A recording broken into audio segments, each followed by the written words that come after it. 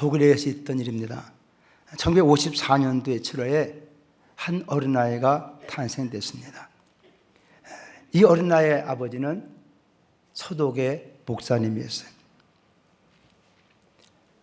이 목사님이 54년도에 이 딸을 낳았는데 저 동쪽으로부터 우리 안으로 공산주의가 되면서 결국은 동독이 공산화가 된 것입니다. 우리도 마찬가지지만 남북이 서로 철책선이 세워지고 북한에 또 공산정권이 수립되면서 많은 성도들이 남으로 이렇게 넘어온 것처럼 당시에도 이제 동독의 공산정권이 들어서면서 많은 신자들, 동쪽에 있는 많은 독인들이 다 서쪽으로 오게 된 것입니다. 그때 이 목사님은 마음에 성령의 감동이 왔어요. 동쪽에 공산정권이 수립되면서 많은 신자들이, 많은 목사님이 다 서쪽으로 넘어온다. 그런데 그 동쪽의 교회들은 어떻게 될 것이냐. 목사님들도 참 위협을 느껴서 다 넘어오고 당시에 54년부터 61년까지 270만 명이 동독의 서쪽으로 올라오게 된 것입니다. 그 마음에 그런 감동하였던 이 목사님은 자기 아내와 함께 상의했다는 것입니다. 자기는 당시 함부르크에서 교사로 봉직했던 아내였어요. 그러니까 아니 당신 미쳤지. 이렇게 서독에 좋은 생활을 놓고 공산화된 거기 동독 왜 가느냐. 그러나 목사님 마음에 아니다. 마음에 하나님 감동을 주셨다. 동독의 수많은 교회들 목사님 떠나고 신자 떠난 거기도 하나님 계실 텐데 공산화된다고 다 놓으면 어떻게 되냐. 자기 아내를 설득해가지고 마침 그분이 이제 동독으로 하게 된 것입니다. 오라는 것도 없습니다. 갈 것도 없습니다. 그와 집도 없습니다. 그러나 하나님의 성령의 감동 하나 받고 그는 이제 그 동독으로 가가지고 한 시골에서 목회를 하게 됐습니다. 공산처에서 목회 어렵지만은 그래도 그곳에 부르면 하나님 뜻을 깨달아가면 열심히 목회하고 그 어린 딸을 데리고 와서 거기서 신앙을 잘 교육을 시켰다는 아니겠습니까? 그리고 세월은 흘렀습니다. 마침내 그 베를린 장벽이 무너져 버렸고 이 독일이 통일됐어요. 그때 그 딸이 당시에 물리학 공부하고 대학 교수하고 결혼 생활하다가 기독교연합이라는 당에 들어가게 된 것입니다. 그리고 마치 그분이 독일 최초의 여성 장관이 되었고 지금 우리가 아는 대로 앙겔라 메르켈이라고는 총리로서 서독을 이끌고 유럽연합을 이끄는 거룩하고 아름다운 일을 감당하고 있는 아름다운 연이 되었다는 것입니다. 목사님 당시엔 사람 이해할 수도 없고 도대체 어떠한 아무런 보장도 없는 것이었지만 하나님이 함께 하심을 믿고 성원의 인도함을 따라갔을 때 하나님께서는 그의 딸을 통하여 이 통일된 조국에 지금 11년째 총리 역할을 감당하면서 지금 여러 가지 유럽의 수많은 문제들을 함께 끌어안고 하는 아름다운 모습을 보면서 그래서 그렇게 기록했습니다. 이 메르켈 총리가 이렇게 큰 은총과 사랑 속에서 이 일을 감당하고 있는 것은 하나님께서 그의 가정과 그녀를 기쁘게 받으시고 보상해 주셨기 때문이다. 아멘 합시다. 하나님께서는 하나님의 일을 위해서 성령의 감동을 통해서 이해할 수 없지만 그 일을 잘 감당하는 자들 하나님께서 함께 하시며 비록 그는 시골에서 목회하면 어려움을 당했지만 그러나 하나님께서는 그 딸을 그 어린 피묻힌 딸을 데리고 그 동료로 하는 그에게 하나님께서 이렇게 큰 입혀 주셨고 오늘 하나님의 아름다운 일을 감당하는 사람으로 세워준 축복이 오늘 이스라엘 상 우리에게도 하나님이 함께 하신 축복에서 이런 복을 하게 누리는 우리 모두가 되어야 될 줄로 믿습니다. 오늘 예수님께서는 사랑하는 제자를 택했어요. 택할 때 함께 있기 위해서 택했다고 그랬습니다. 근데 이제 3년이 지나면서 예수님께서는 이제 지상의 모든 사역을 마치시고 이제 하늘로 올라가시게 된 것입니다. 그럴 때 예수님 생각할 때 이 제자도 어떻게 되는가? 자기 하나 바라보고 자기의 모든 전토도 집도 다 고향에 떠나서 자기 하나 따라온 제자들 자기 하늘로 가버리시면 이거 어떻게 될 것인가? 그 주님께서 말씀 보니까 함께 있는 잠시 기간 동안에 제들의 귀한 약속을 하고 있는 것을 보게 됩니다. 그것은 다른 것이 아니라 내가 가면 다른 보혜사를 너희에게 보내주리라. 아멘. 여러분, 이 땅에 사람이 살아가지만 서로 정든 사람, 사랑하는 사람 헤어진다는 것이 얼마나 우리의 큰 애통이며 고통이 아닐 수가 없을 것입니다. 단순한 여러분 자녀들이 혹시나 외국에 나가다든지 지방으로 간다든지, 특히 여러분 철없는 자녀들과 떨어졌을 때 그 자녀에 대한 마음이 어떻겠습니까? 주님이 이제 그 자기가 딱 함께 했겠다고 하던 제 아들을 떠나서 저는 하나님 앞으로 올라가질 상황 속에서 그 예수님 마음은 어떻겠는가?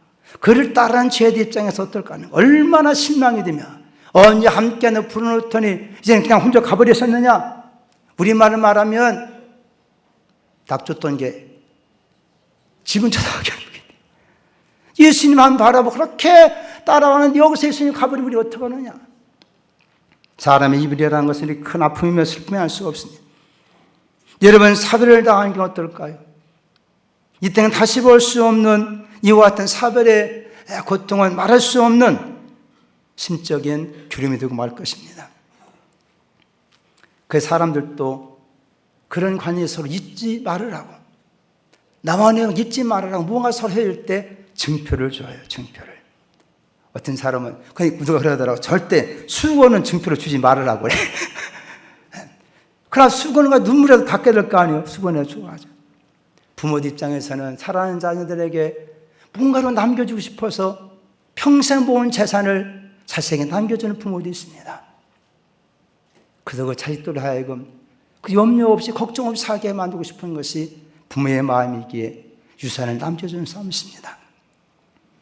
어떤 사람은 남대로의 그런 많은 어떤 남겨진 사진 없는 사람, 어떤 좋은 가치 있는 유물도 남겨주는 사람이 있어요. 그런데 그보다 더 중요한 신앙의 사람들은 신앙을 유산으로 남겨줘야 될 줄로 믿습니다. 신앙을 남겨준다 하는 것, 얼마나 귀한 보배로운 소명할 수 없게 되는 것이죠. 예수님께서는 자기 가시면서 어떻게 할까? 그러다가 주께서는 그들에게 귀한 걸 약속해 주셨습니다. 다른 것이 아니라 성령을 보내주신다. 이 성령이 곧 보혜사다. 하나님은 하나님의 자기의 택한 백성과 함께 하시기 위하여 함께하는 많은 증거, 증표, 그런 표징을 우리에게 보여주었습니다. 하나님이 그의 이스라엘 백성을 택하시고 내가 너와 함께한다고 하는 그와 같은 놀라운 표징을 여러 가지 있으면 그 가운데 대표적인 것이 무엇입니까? 그것이 바로 성막이었어요. 성전이었어요. 구약의 말 그대로 보면 성전 안에, 성막 안에 언약궤를 주어서 우리가 보통 태버나클 그렇게 표현해요. 하나님이 그들 백성 함께 하신다. 그래서 누구도 그걸 볼 때 하나님 함께 하신지 그런 마음에 주신 하나님의 은혜를, 그런 증거를 통해서 확신 갖게 만들어 주신 걸 보게 됩니다. 그러나 그 백성들이 하나님께 대한 그 본심 마음에서 떠났을 때 하나님 그들을 그 솔로몬의 영광스러운 그 모든 성전도 결국은 다 무너지고 말았어요. 하나님께서는 이제 그런 땅에 세워진 그런 무너진 것이 아니라 그들 가운데 와서 그들을 참 도우며 구원할 자로서 참 성전인 예수를 이 땅에 보내주신 줄로 믿습니다. 그러면서 그 예수를 향해서 임마누엘, 무슨 뜻입니까? 하나님이 우리와 함께 하신다. 할렐루야. 이 땅에 우리와 같은 모습으로 하나님께서 예수를 보내셔서 우리의 구원의 주로 함께 하신다고 하는 놀라운 사실을 그 예수를 통해 우리에게 증표로, 증거물로, 선물 우리에게 주었다는 것입니다. 근데 그 육체로 오신 예수도 이제 이 땅을 떠나가신다는 거예요. 인류 구속을 다 이루시고 떠나가시면 사람을 무엇인가 보여주고 뭐가 해야 되는데 함께 하신다고 약속한 임마누엘, 그 예수님이 가버리면 어떻게 될 건가? 그러기 예수님께 우리에게 함께 하시면 놀라운 또 하나의 확실한 증표로 성령을 보내주시면서 그 이름이 곧 보혜사라고 말씀해 주신 걸 깨닫기 바랍니다. 오늘 말씀을 한번 26절 말씀을 같이 한번 다시 한번 읽어봅시다. 26절 시작. 보혜사 곧 아버지께서 내 이름을 보내실 성령, 그가 너에게 모든 것을 가르치고 내가 너에게 말한 모든 것을 생각나게 하시리라. 요한복음 10장 16절 말씀에도 내가 아버지께 구하겠으니 그가 또 다른 보혜사를 너희에게 주사 영원토록 너희와 함께 있게 하리라. 우리 마태복음 28장 마지막 말씀에 주님 말씀한 것이 무엇입니까? 세상 끝날까지 내가 너희와 항상 함께 있으리라. 예수님은 육체로 오신 분이기 때문에 그렇게 말씀해요. 세상 끝날까지. 그러나 예수님이 약속하신 함께 하신 하나님으로서 오시는 보혜사는 영원토록 너희와 함께 있으리라. 그 성령 오심을 통해서 우리 이제 한순간 떠나지 아니하시고 영광 하나님의 나라 이럴 때까지 성우리 가운데 보혜사가 되시는 줄로 믿습니다. 요한복음 16장 7절에도 그래 내가 너희에게 실상을 말하노니 내가 떠나는 것이 너희에게 유익이라. 내가 떠나가지 아니하면 보혜사가 너희에게로 오시지 아니할 것이요 가면 내가 그를 너희에게로 보내리라. 예수님은 계속 제 아들에게 낙심하고 두려워하고 떠는 죄로 의해서 미리미리 그에게 다짐시켜 주시고 약속하시고 하나님이 함께 하신다, 내가 너와 함께 한다는 놀라운 이 증거로서 보혜사 성령을 보내실 것을 말씀하고 있는 것을 보게 됩니다. 우리 사랑하는 성도 여러분이 예수 믿는 자에게 계신 하나님의 놀라운 축복을 무엇입니까? 우리가 예수님이 승천하시니에 내가 함께 한다는 약속하신 말이 어떻게 성취되는 것입니까? 그건 다른 것이 아니라 우리 가운데 성령을 보내주셔서 우리 마음 인자하심을 통해서 우리 몸을 하나님의 성령의 전을 삼으셔서 이제는 우리 가운데 성인자심을 통해서 이제 하나님이 우리 안에 들어오셔서 우리와 함께하는 역사를 이루시는 줄로 믿습니다.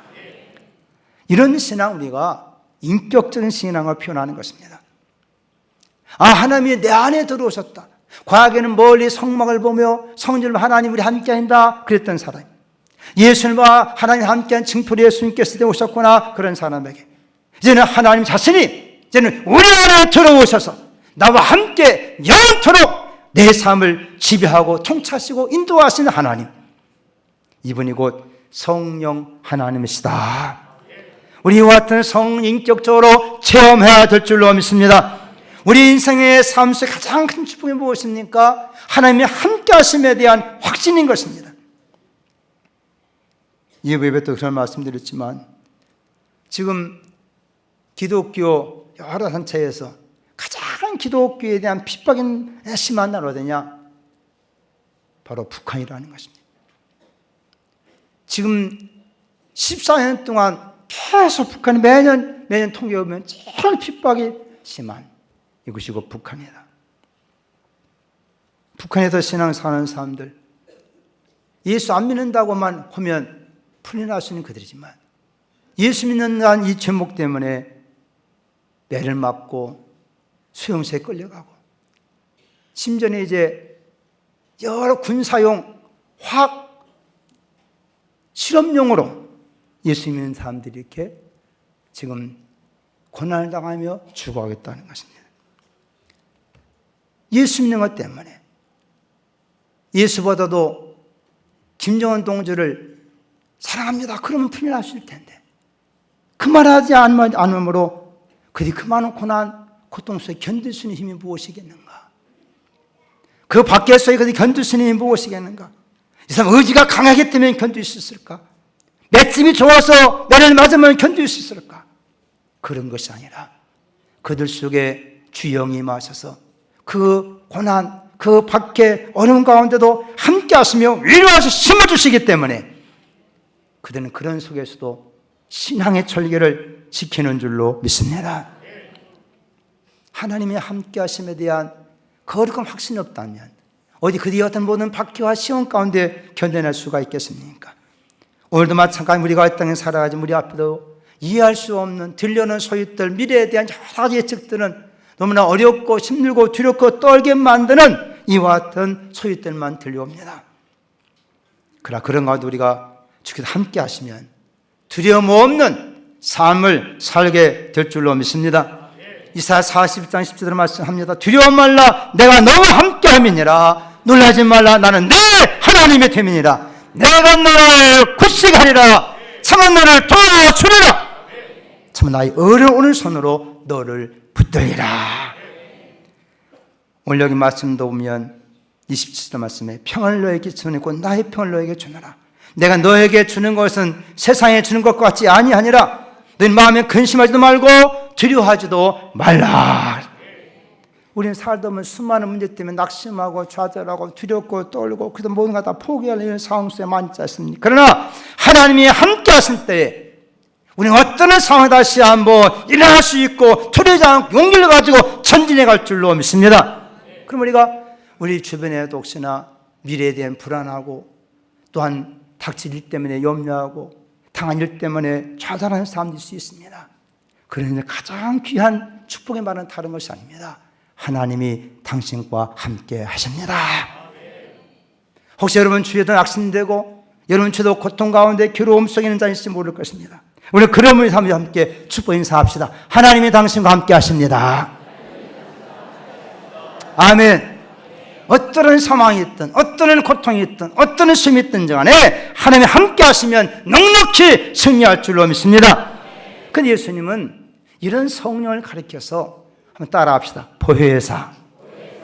뭐라고요? 보혜사라고 표현하겠다는 것입니다. 물론 한자 쓰는 분들은 이 보혜사라는 말을 잘 이해하시겠지만 우리가 보통 보혜사는 파라클레토스라는 말입니다. 이 말의 뜻은 곁에 부름받고 와서 함께하며 나를 도우시는 분, 그런 말. 이것은 법적인 용어로서 우리가 일반적으로 우리가 어떤 사건을 다하고 억울해 나갈 때 법원에 갔을 때 변호자, 변호사 이런 사람이 와서 부름받고 와가지고 우리를 도와준다는 의미가 바로 이 파라클레토스라는 말인 것입니다.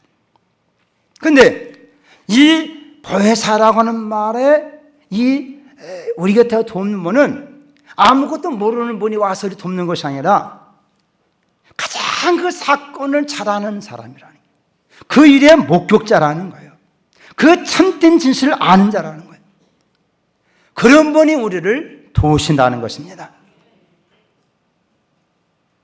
특별히 오늘 말씀처럼 예수에 대한 예수의 말씀, 예수의 가르침, 예수의 모든 것을 가장 잘 아시는 분이 누구시냐? 성령이시라는 것입니다.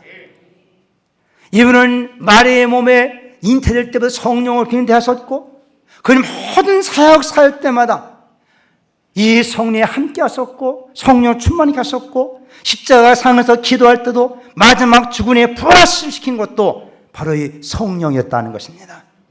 그러므로 이 보혜사 성령님은 예수의 일체, 예수의 영역 모두 다 아시는 분이라는 거예요. 그러니 그 예수를 가장 잘 아시는 그분이 우리가 신앙생활할 때 와서 우리를 돕는다면 우리의 믿음의 생활을 신뢰하다면 반드시 바른 신앙을 생활을 통하여 성공적인 삶이 될 줄로 믿습니다. 세상에서도 여러분 우리가 자녀들이든 교육시킬 때 훌륭한 선생을 만나면 그 학생 잘 배움을 통해서 실력을 함양시키기도 한다면 예수님이 우리의 신앙을 생활 속에서 그 예수의 모든 걸 다 아니 그 예수의 부활 영 되신 그분이 우리와 돕는다면 우리의 생명이 얼마나 아름다워지지 않겠는가. 그런데 성경 말씀 보니까 보혜사고 아버지께서 내 이름을 보내시고 이 보혜사 성령 어디서부터 오시냐? 아버지께로 오시는 걸 믿으시기 바랍니다. 아버지 하나님께 오지 않은 다른 영들이 있어요.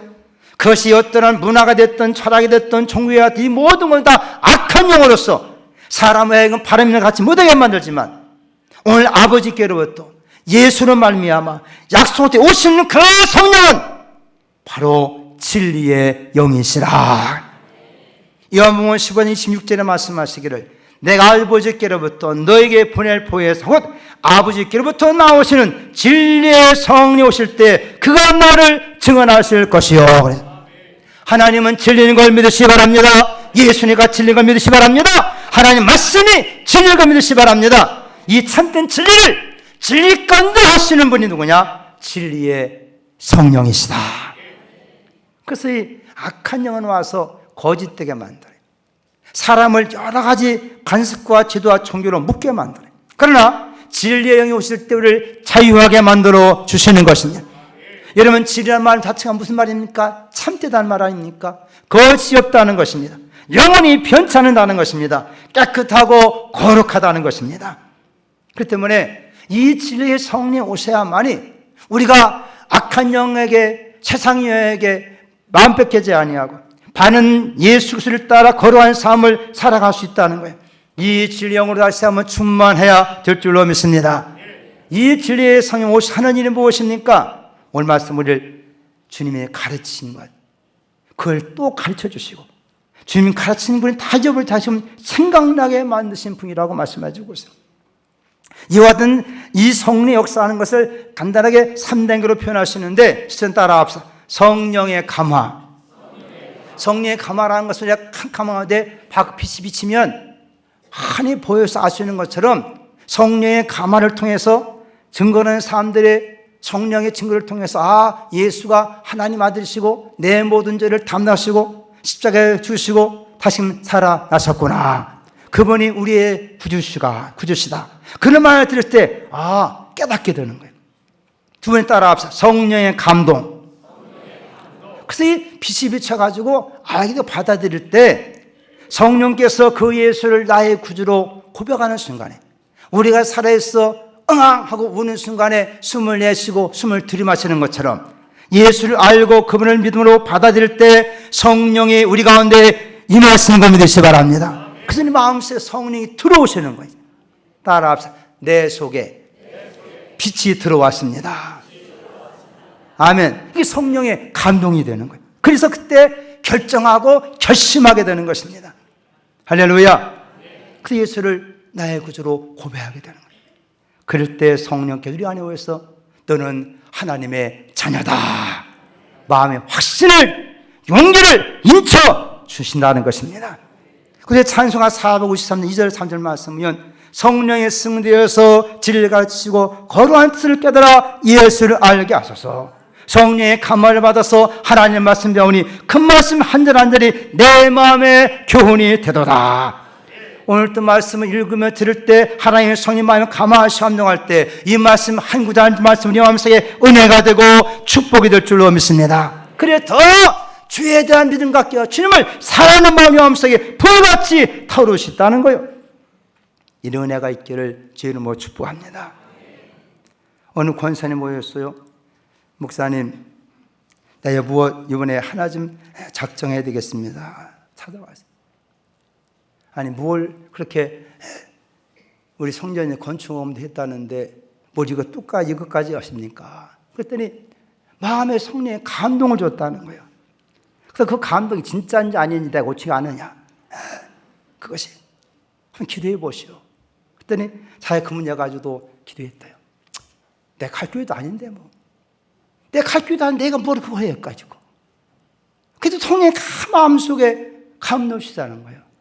그래, 네가 안 갈 교회 많으면 다른 사람 어떻게 선교지 가서 교회 주고 성경은 보내느냐. 하나님 일이라는 것은 이렇게 내가 하지 않지만은 그래서 네가 그런 마음과 하는 것이 하나님 일이다. 그런 마음에 감동을 주었다는 거예요. 마음에 아무도 안 하시네. 내가 그랬어요. 나는 권사님 같으면 헌금을 해고 원치 않습니다. 좀 부자들이 마음에 그런 감동 가지고 하면 탁탁 얼마나 좋습니까? 사실 권사님 같은 분이 하루하루 이렇게 사는 분이 왜 이렇게 감동받습니까? 부자들이 감동받아서 뭐야 이게 목회하면 기분 나지. 타니 같은 분이 이렇게 가서 가신다 그랬어요. 우리 교회도 부자들 있으니까 그런 사람 감동하면 더 하나님 큰일 할 수 있다니까 가자. 오늘 아침에 또 왔어?